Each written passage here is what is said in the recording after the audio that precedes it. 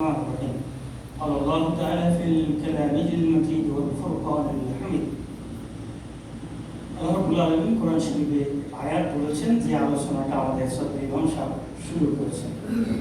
সেই আয়াতটা শুনতে হলে ওয়ালিল্লাহি আলান নাসি হিজ্জুল বাইতি মান ইসতাতা ইলাইহি সাবিলা, যদি মানুষের উপরে হজ করার সামর্থ্য অর্জন হয় আল্লাহ বলছে তোমরা হজ করো। এখন রাসূল সাল্লাল্লাহু আলাইহি ওয়াসাল্লাম প্রশ্ন করা হলো সামর্থ্যটা হলো ওইটা যে এখান থেকে সৌদি আরব যাবে, হজ করে ফিরে আসবে, এই সময়ের মধ্যে তার পরিবারের ভরণ পোষণের যে পরিমাণ খরচ সেটা তার কাছে যদি মজুদ থাকে আর হজের খরচটা হয়ে যায়, ওই লোকটার উপরে হজটা ফরজ করা হয়েছে। ওয়ালিল্লাহি আলান নাসি হিজ্জুল বাইতি মান ইসতাতা ইলাইহি সাবিলা, কোরআন শরীফ আয়াত হলো এটা। তাহলে কখন ফরজ হলো? যখন এই পরিমাণ অর্থ আপনার উপর হয়ে গেল।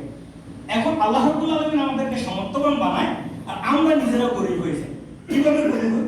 এই টাকা আসার সাথে সাথে আমি কতটুকু জায়গা কিনে ফেলি, এই টাকা আসার সাথে সাথে আমি একটা অ্যাপার্টমেন্টের বুকিং দিই, আমি একটা গাড়ি কিনি। কোরআন শরীফের কোনো আয়াতে কথা বলা নাই তোমার টাকা হলে গাড়ি করো, তোমার টাকা হলে জমি কিনো, তোমার টাকা হলে বাড়ি করো। কিন্তু আল্লাহর নির্দেশ কি? তোমার সামর্থ্য হলে কি করো? হজ করো। হজ করো। আল্লাহ রাসূল কি বলছেন এবার শুনেন। وعن أبي هريرة رضي الله تعالى عنه قال أن النبي صلى الله عليه وسلم قال العمرة إلى العمرة كفارة لما بينهما الحج مبرورا ليس لهم جزاء إلا الجنة মুত্তাফাকুন আলাইহি। হাদিস বর্ণনা করেছেন বুখারী ও মুসলিম দুইটাতে। এখানে বলছে যে তোমাদের উপরে কি বললো, একটা উমরা থেকে আরেকটা উমরা যে সময় মানুষ যত অপরাধ করে এই মধ্যখানে অপরাধে হলো কাফারা। তাহলে একবার হজ আদায় হয়ে যাওয়ার পরেও কিন্তু আপনার অপরাধ হতে পারে, এই জন্য আল্লাহ রাসূল বলেছেন তারপরে কি আছে? উমরার দরজা খোলো। ওয়াতুমিল হজ্জ ওয়াল উমরাতা লিল্লাহ, আল্লাহ রাব্বুল কোরআন বলছেন তোমরা আমার জন্য হজ করো এবং উমরা করো। তাহলে এই দুইটার জন্য কোনো নির্দিষ্ট সংখ্যার প্রয়োজন নেই। কেউ বলছে যে একবার হজ করছেন আর দরকার কি? তাহলে কি করবেন? এগুলো অন্যকে টাকা দেন, খাবার দেন, গরিবকে সাহায্য করেন। গরিবকে সাহায্য করা 100 আর আল্লাহর রাস্তায় হজ করা আর 100, একটা দিয়ে আরেকটা হবে না। এই জন্য আল্লাহ নির্দেশ করেছেন ওয়াতুমিল হজ্জ, আমার জন্য হজ করো, ওয়া উমরাতু লিল্লাহ, এবং উমরা করো। হজ এবং উমরাটা কি হুজুর আগেও বলেছেন, কোরআন শরীফ সেটা বলেছেন। এটা এমন একটা জিনিস আপনি যদি কোনো ইবাদত নাও জানেন, শুধু কাবা শরীফে শুধু বসে ঘুরবেন, সাফা মারওয়ায় দৌড়াদৌড়ি করবেন, এখানে আপনি যদি অতিরিক্ত কোনো ইবাদত করেন তো করেন, শুধু এতটুকু ঘোরার ভিতরে ইবাদত। আল্লাহ কি চমৎকার ভাবে কোরআন শরীফে সেটা বর্ণনা করেছেন, ইন্নাস সাফা ওয়াল মারওয়াতা মিন শাআইরিল্লাহ ওয়া মান হাজ্জাল বাইতা ইতামারা সুন্নাহা আলাইহা ওয়া আইয়াতাওফা বিহিমা ওয়া মান তাতাওয়া খায়রা ফা ইন্নাল্লাহা শাকিরুন আলীম। কি চমৎকার ভাবে বলছে হজ মানে কি? ইন্নাস সাফা ওয়াল মারওয়া মিন শাআইরিল্লাহ, আল্লাহর রাস্তায় শুধু কি করো? সাফা এবং মারওয়ায় দৌড়াদৌড়ি করো আর তাওয়াফ করো। তাও মানে কি? কাবা শরীফের চতুর্পাশে আমরা লাব্বাইক আল্লাহুম্মা লাব্বাইক বলি, হাজির হওয়ার পরে শুধু ঘুরি। আলহামদুলিল্লাহ, হজের ভিতরে কত মহব্বত, কত মর্তবা, শুধু টাকা থাকলেই সব, শুধু করলেই সব, কিছু ইবাদত না করতে পারলেও সব। তাহলে যদি এটাকে আল্লাহ নির্দিষ্ট করে দিত হজের জন্য এরকম করতে হবে, যাইতে হবে, এটা করতে হবে, তাহলে আপনি দেখবেন আমাদের বাংলাদেশে 7% হাজির হজ হতো না, কিচ্ছু জানে না, শুধু মোবাইলের পিছনে পিছনে হাঁটে। তাহলে বোঝা যাচ্ছে কি আল্লাহর কোরআন শরীফের আয়াত অনুসারে আপনি কিছু না জানলেও ওখানে হাজির হলে কি হয়ে যাবে? হজ হয়ে যাবে। এই হজ পালন করা আল্লাহ রাব্বুল আমাদেরকে তৌফিক দান করুন, আমিন।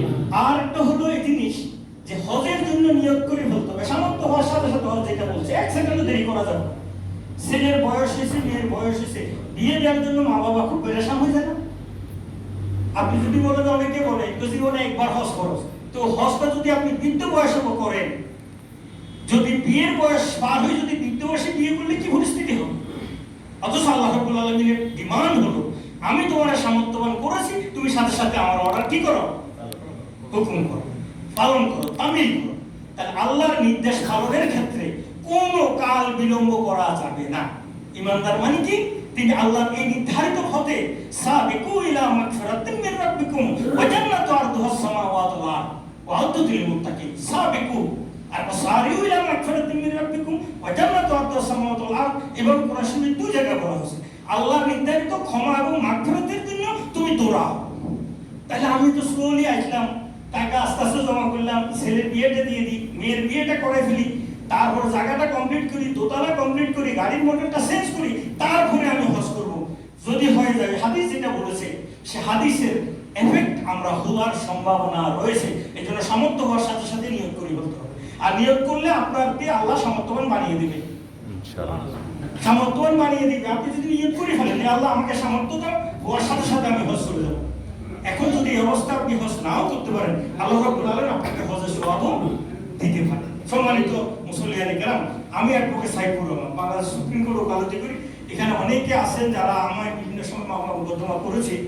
আমরা ঢাকা থেকে অ্যাডভোকেটদের একটা টিম নিয়ে এখানে এসেছি। আপনাদের এই এলাকায় যারা বিভিন্ন এলাকার মানুষগুলো যারা ক্ষতিগ্রস্ত হয়েছে তাদেরকে আমরা চেষ্টা করেছি, একটা প্রোগ্রাম করেছি, কিছু তালিকা করি, ক্ষতিগ্রস্ত মানুষগুলোকে আমরা আর্থিকভাবে কিছু সহযোগিতা করেছি এবং তাদের প্রতি সহানুভূতি জানানোর জন্য, আপনাদের সাথে সহানুভূতি জ্ঞাপন করার জন্যই মূলত আমরা এসেছি। আমরা সকলেই মুসলমান, এই মুসলমান হিসেবে পরস্পরের পাশে দাঁড়ানোর একটা দায়িত্ব। এই দায়িত্ববোধ থেকে আমাদের একটা সংগঠন আছে পাবলিক হেলথ অর্গানাইজেশন বাংলাদেশ, যেটাকে আমরা সংক্ষেপে পোপ বলি। এইটি সাহায্য সংস্থা। আমরা নিজেরাই ফান্ড অর্গানাইজ করি, নিজেরাই টাকা পয়সা দিয়ে চেষ্টা করি এই জায়গায় আমরা এসে এগুলো কাজ করছি। কেন করছি? একমাত্র আল্লাহ রাব্বুল আলামিনের সন্তুষ্টি হাসিলের জন্য। আমরা চাই এই জমিন কার? আল্লাহ। এখানে হুকুম চলবে কার? আল্লাহ। আর আমরা তারা আল্লাহর বান্দা, একে অন্যকে সহযোগিতা করে আমাদের